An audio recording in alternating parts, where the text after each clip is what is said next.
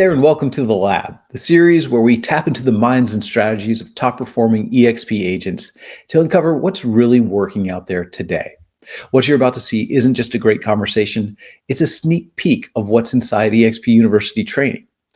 All of our major training programs like FastCap, the Lead Generation Series, Fast Attract, and more are built by conducting dozens and dozens of these interviews. Think cutting-edge tactics, proven systems, and agent-tested strategies compiled from multiple agents on a given topic, all building into insights shared in our training and right here. Consider this your front row seat, and let's dive in. Why don't we start with just a brief intro? Kim, you want to share with folks where all you are, because it's multiple locations, and absolutely. A little bit about your business? Sounds good. My name is Kim Frazier. I've been an agent. This is my 23rd, entering my 24th year in real estate. Four-time icon at EXP in 3.5 years. So yes, very excited about that. I've been here in July 1st is my onboarding date, and I just finished icon again last month. So open houses are a big part of that, being able to help me accomplish that. And it's super helpful. In fact, the reason why I had icon in my first 6 weeks at EXP initially is that I sat 2 open houses at 2 of my $4 million listings, and the buyer came through the open house. And so I literally iconed in like less than a month, but then I had to wait to catch up to get 10 transactions. It took me 6 weeks to get those closed. So I could hit icon in like 6 weeks when I first joined the company. So I would say open houses are instrumental in that. Last year I made a goal of 100 open houses. I ended up doing 85. About October, I started fizzling out. I was like, I'm over it. But I really mapped it out, like how I could get it done. And then I was like, do I really care? Maybe, maybe not. So I just kind of like, I could have finished at 100, but it just was like, 85 is still really, really good. So, they have that little saying, shoot for the moon, you'll land amongst the stars or whatever. And that's right. So that's kind of, you shoot a little high, and if you miss it a little bit, it was still probably the most aggressive I've ever been with open houses. Other years, maybe 50, 60 open houses. This year I've done 8 through like 10 weeks in, but I'm ramping up. I have 22 new listings coming on in the next like 8 weeks. So I'm going to have like Friday, Saturday, Sunday. So I think I'll probably hit 100 this year, honestly, by, 2 on Saturday, 2 on Sunday, and 1 on Friday. And so it won't be hard to hit that again. So I think we'll allow the 85. I mean, we're all a little disappointed in you, Kim, but you can. I was kind of coasting. Yeah, right. Just coasting.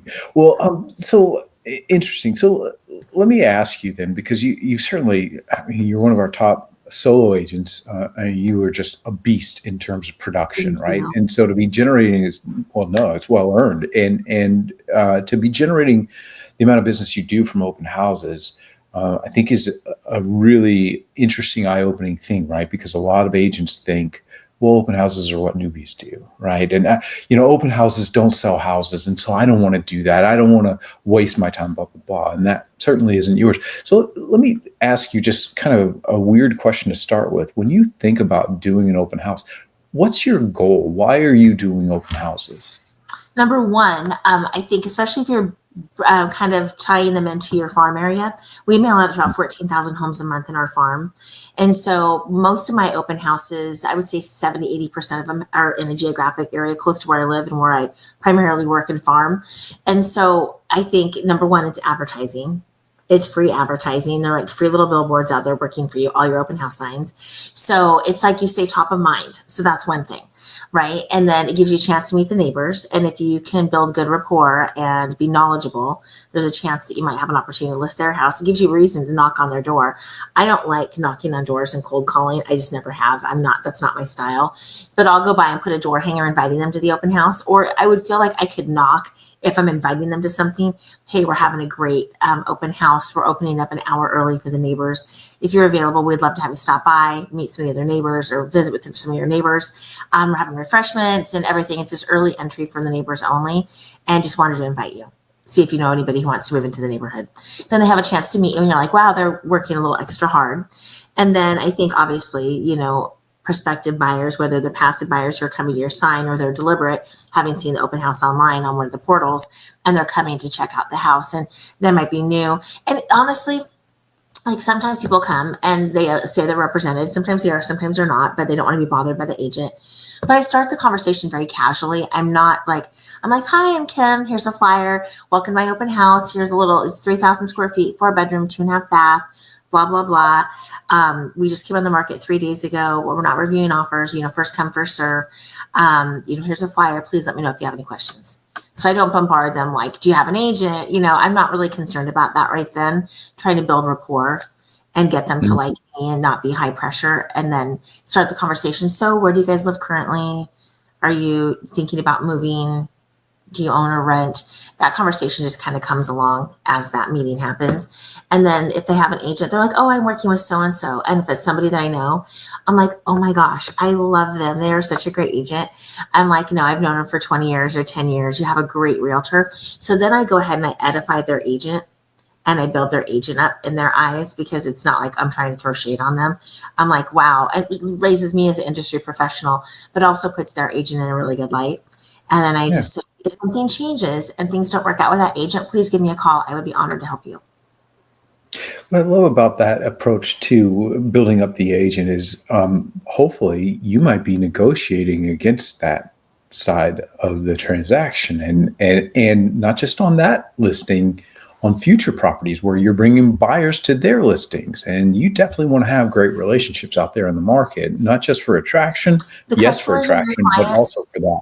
Well, I always tell my sellers and my buyers, not only are the buyers and sellers my clients, the agents are my clients. Because if I don't have a good rapport with the other agents in my marketplace, they're not going to take my offers. So I try to treat them with respect and fairness, because if I'm a slime ball and I don't operate ethically and I'm just not an honest person, who's going to want to work with me?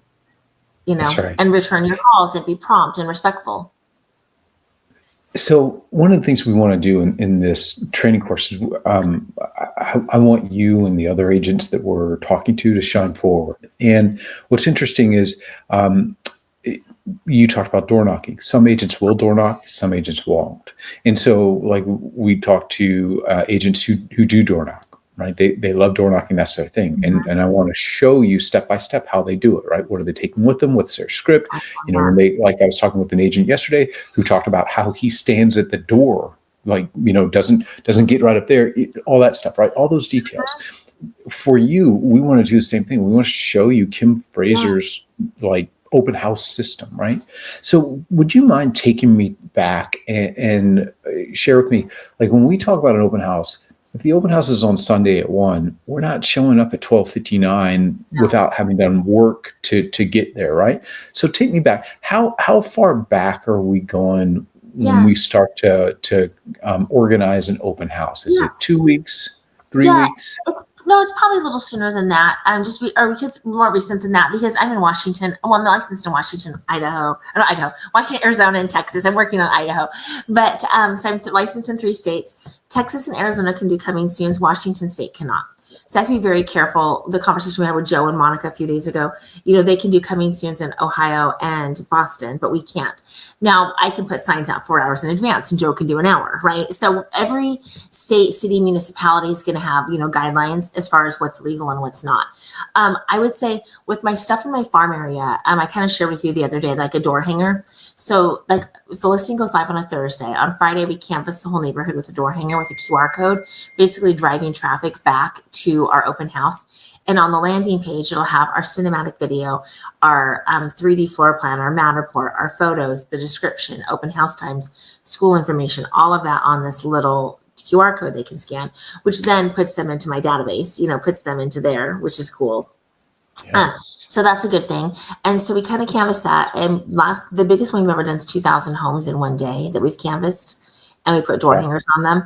And it was during Christmas. It was cold. It was really chilly, about 2 weeks before Christmas. But it was really effective. And I even had agents like commenting and tagging me. And they're like, hey, this is why she's the GOAT. Good job.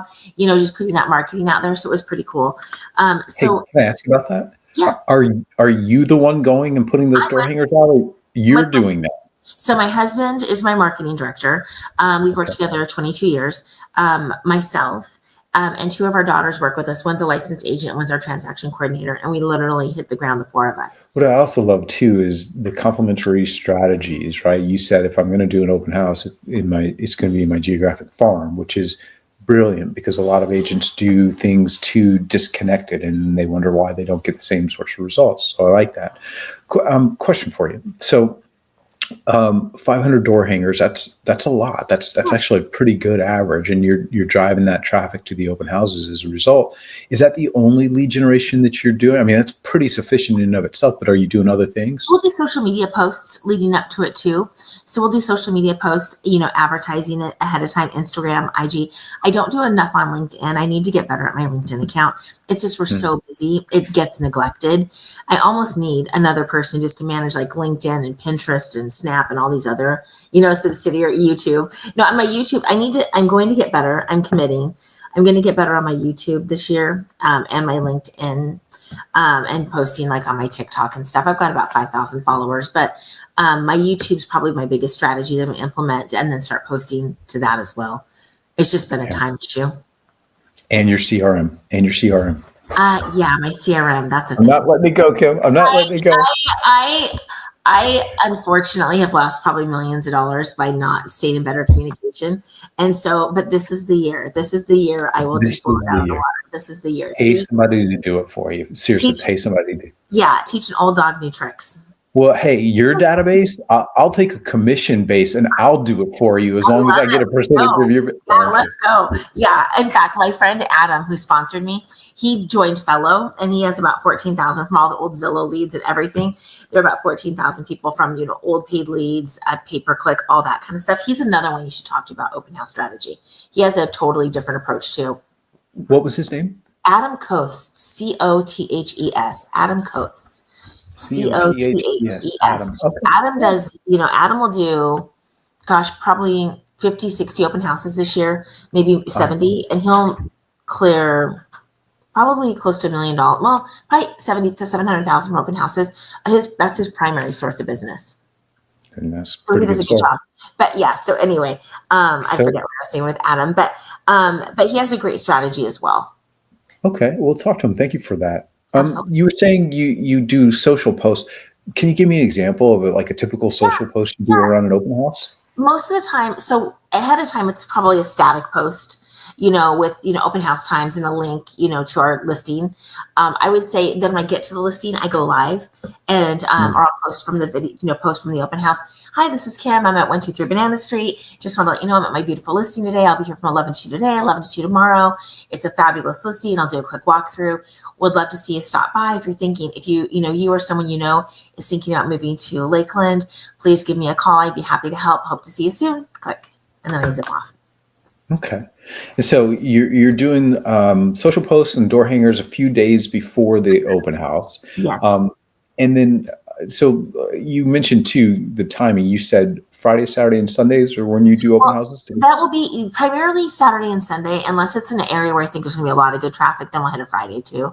I think to hit my goal this year, and I have so many listings coming on, like literally probably, 15 in 6 weeks, that it's going to be hard. So I'm going to have to do like a Friday, Sunday and a Friday, Saturday. And, to get 2 days in for these different ones, probably stagger, 2 each day, just so everybody feels like they're getting attention.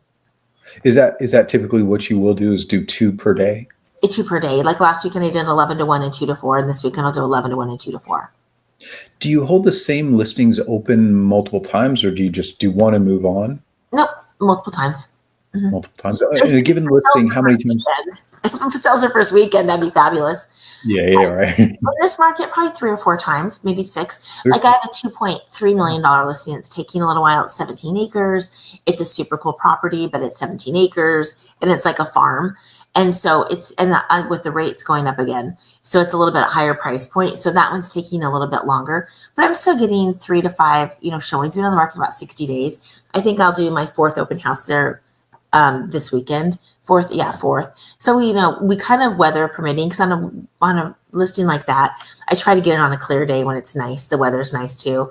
I don't want to do it when it's pouring down rain because it's miserable and nobody wants to go out and walk the field and all of that. So I kind of try to be sensitive to that. Otherwise the traffic, but it's a lot of averages, with open houses. I've had hundreds where I've gotten skunked, and I've had some where I've gotten 20 or 30 people through the door. So I just think, you just get out there and you put the time in, and it's a lot of averages on who's showing up. Yeah. How many signs are you putting out on average? 20 to 30? Okay. 20 to 30. And is there a strategy to how you lay them out, your signs, I mean? Yeah, I think probably within a 5 mile radius is probably where we go, 3 to 5 mile radius from the listing. So, work your way back, from the listing. Not that we're starting our first sign there, but that the corner, those street leading up, major intersections where there's a lot of traffic, a lot of eyeballs. And so we'll usually drive traffic from 2 or 3 different directions. And sometimes people will tell and by the way, my husband does these. I don't do these. I sometimes help pick them up afterwards, but the weather's kind of rainy here. So if I started out, I would look like a drenched rat right before the open house. But if you're in an area where you don't want to look like a drenched rat. But if you are in an area where you can set them out a few hours ahead of time and then do a sign writer on the bottom of your sign, open today 1 to 4, open today 11 to 2. So sign writers are always nice on the bottom of your signs. They're inexpensive, $10 each. Put them on the bottom of your sign. So then as people are driving through the week, they're like, oh, I'm going to come back and see the open house. I think that would be very smart. To do that. And then I always put flyers in my boxes and I leave the flyers in the box. Agents a lot of times these days will skip and they're like, oh, nobody pulls a flyer. Everyone still pulls a flyer. Well, they tell their clients that they don't because they're cheap and they don't want to fill it. So that's pretty much it in my opinion. Nobody loves having to go spend the money. That's why I have an in-house printer now.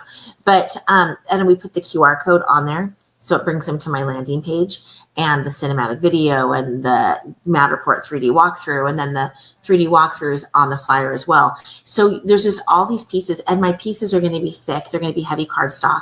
My flyers, I'll show you an example. So when you're driving traffic to your listing and to your open house, you want your marketing to stand out amongst other people's. You want your marketing to stand out. So I'm going to put a brochure. Wow. Oh, this one's empty. Oh, the printer sent this empty. I don't know where it went. Okay. Let me show you. Put a 4-sided brochure. Let me grab one really fast. Because when you're driving the traffic to the listing, you want to stand out from your competition. Yeah. So you want a nice, presentation for that. So this is what would be in the box and inside. So if you're going to spend the time, the effort, the energy, the money, make sure your branding's on point. So when they get there, they're like, wow, this is really nice. You want to be better than the competition. You don't want to be the agent who has like the really flimsy flyer. You want to and even if it's not a brochure, it's just a regular listing, it's still going to be full bleed, heavy cardstock, 2-sided. So so that's part of the open house too, is presentation. Yeah. And price point's going to determine a lot, as to the investment that you make. But I love the idea of investing in your open house because you're trying to impress the neighbors to their property as well.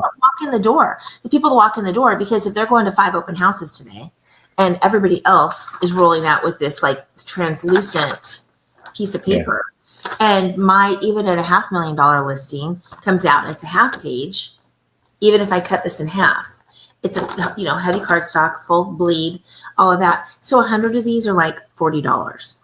Yeah. They're not cheap, like not the brochure, but just the one-sided. There's a company called Bear Printing out of Oregon for any agents that need a good print company. You need a couple days leeway so it can be sent, but like $100 for $40 for like 100 full gloss, beautiful flyers. You will get more lists. People will get more listings. And I've gotten listings from just pulling my flyer in the flyer box, and they pulled the 3 neighbors who were also for sale, and they're like, your marketing was better. We want to go with you. Never met me. Well, when you can show that at the kitchen table, you rarely have to deal with what are you doing to earn your commission kind of mentality from a seller. So all right, so we've done our door flyers, we've done our social media posts, we've got our Mylar balloons and our I think you said 20 to 30 signs or more, balloons and all that stuff. Any other prep work before the actual open house? Yeah, well, I'll stop by. I mean, always cookies. So cookies, water, coffee at a minimum. So, and we can do like a little carafe from Starbucks. It's like $20, $15 for a little small one that's fresh. Or you can get like a Keurig. We have Keurigs with like little K-cups that they can do and, do their own little fresh coffee. Sometimes people want a little refresh free cup of coffee. The other thing too, if you serve Starbucks, everybody loves free Starbucks coffee. You can do like a little sign right around there, free Starbucks coffee and cookies or something like that. Or free coffee and donuts. If you have like a little sign right around there, people are like, oh my gosh, I can get some free coffee and donuts if I stop at that open house. And you know what? It costs you $1 for that person. Who cares? But it's going to be memorable. They're like, hey, she gave me a coffee and, donuts and, and here's your business card. But I always have something, just even whether they eat it or not or take it, it's just something that you offer them. I've had some that are like beautifully, like fully catered, like some open houses that are in the 1.8 to $2.5 million range about 10 years ago, where we had like pastries and muffins and cheese and crackers. And it was really beautiful. It cost me a couple $100, all from like Costco. We had it displayed really pretty. But when people came in, the neighbors were coming in and they were snacking and visiting. I've also, like I mentioned last week, harpists. We've had beautiful harpists and they play like actually rock music. They'll play classical, they'll play rock music on the harp. So if it's like a $2.5, $3 million listing up front and it's an elevated listing, we'll spend $500 on bringing in live music because it just creates a whole, it's like they walk in and it just elevates it. They're like, wow, this is really cool. Plus, if you're going to be there, you might as well listen to some nice music. So, I think the most I've spent out of pocket on an open house is probably $1,000 between music, maybe $1,500, music, food, all of that. But it was not just about the listing. It was also, video content, showing the neighbors what was possible, like what we do, how we go the extra mile. So sometimes it's worth spending a little bit more if it's a really special house to elevate the experience, because then it's an experience. Okay. For the ones who do give you their contact information, what's your kind of standard follow-up for those? Hi, this is Kim. Thank you so much. It was so nice meeting you today. Thank you so much for stopping by my open house. It was really great meeting you and the kids. I hope soccer went well today. Please let me know if you have any questions regarding this property. I do also have some other properties coming up that I know of there are some other properties coming up that are similar. If that location was of interest to you, I'd love to set up a time to connect. Please let me know what's best for you. Hope you're having a great day, Kim. Is that a phone call or is that a text? Text. Okay. Usually a text or an email, if I got their email address from them. So I think that's a good way. It'd be nice to be able to have a link to something you could send them. It'd be smart too. I'm just thinking about this as we're talking about it. But it's like, oh my gosh, I have this incredible video of this listing. I'm going to go ahead and text it to you. I'm going to go ahead and text you this link or forward you this link. I have an incredible video of the property. I would love to send it to you. And just say, okay, it's right here. So what's your, go ahead and type in your phone number or whatever. Go ahead and type in the number that you want to send it to. And then it'll send. And then you have their number. Love it. So that would be another thing you could do. Yeah. And I love the idea because a lot of people go into open houses, they're minus their partner. And so having a great video they can share with somebody can be enticing to people. Or the landing page, your landing page where everything's on the landing page, the cinematic, the 3D, the walkthrough, the pictures, all of the description. Oh my gosh, I have the best landing page. It shows everything. So if you guys want to take a look at it or has some other information on there about the area, I'd love to forward that to you. Just something that was pretty detailed that you can send off. And then that's a good way of capturing their info. So, I'm curious, but 85 open houses in a year, what'd you learn from that? Tenacity, going when you don't want to go. I think, I'm human just like everybody else, but I think I mentioned last week at the other little meeting, the 2 $4 million properties that I was listing that I double-ended from the open house, my first month at EXP, I did not have the best attitude. I was not motivated. It was 113 degrees outside. It was like 110, 113, which is really hot for Washington, really hot. And I was like dying and I just wanted to be home. I was tired. I'd worked all week and I was just like, oh, I don't want to go. And I was like, okay, I've got to go. You've got to go and you've got to show up. So when you get there, you got to kick your tushy in gear because you've got to still show up and not look like you're put out to be there, right? And if you do a good job, and can connect and engage with the client, then there's a good chance you can earn their business and they'll have the opportunity to work with you. So I think that, show up even when you don't want to, because we're all human and we sometimes just want a down day and want a day off, but you have to be committed to yourself and to your clients. and then usually good things. Open houses are a numbers game. Real estate in general is a numbers game. I don't do cold calls. I don't do expireds and canceleds. I don't door knock. They're all effective strategies. I just don't do it because that's not my thing. I hate rejection. I don't like it when people show up at my door unannounced. That's why I put things like on their door and then run. So there's a lot of different ways to be successful in real estate. This is just one of them. But being consistent, regardless of what your lead gen strategy is, this is just one, like I said earlier, one cog in the wheel of what I do to, bring along, 7 figures in income each year. And well earned too. Kim, thanks so much for doing this. I really appreciate it. We really appreciate it. This is awesome. Thank you. I appreciate you. Thank you for the opportunity to share with the agents. And if there's anything I can do, please let me know.